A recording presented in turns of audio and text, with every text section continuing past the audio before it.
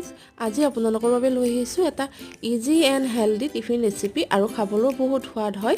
ইয়াৰ কাৰণে মই বগা আলু বা মিঠা আলুখিনি ভালকৈ আধা ঘণ্টামান সিজাই লৈ তাতে পিটিকি লৈছোঁ আৰু তাতে দি দিছোঁ 2 চামুচমান আটা আৰু কৰ্ণফ্লাৱাৰ আৰু মিঠাৰ কাৰণে মই ব্যৱহাৰ কৰিছোঁ হানি। আপোনালোকে চেনি বা গুড়ো দিব পাৰে। এইখিনি এতিয়া ভালকৈ মিলাই লৈ পিটিকি ল'ম, আটা মঠা নিচিনা মঠি পেলাই।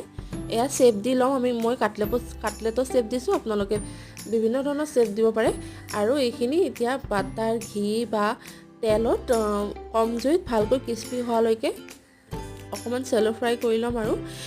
আৰু এই বগা আলু বা মিঠা আলু কিমান হেল্ডি হয় আপোনালোকেতো সকলোৱেই জানে, কিন্তু ল'ৰা ছোৱালীবিলাকে খাব ইচ্ছা নকৰে হয়নে? এনেকৈ দি যাবচোন, বহুত ভাল লাগে। শেষত একেবাৰে টিফিন পেক কৰাৰ আগত মই দি দিছোঁ হানি অকণমান, এনেকৈ লেটিয়াই বহুত ভাল লাগে তেতিয়া খাবলৈ।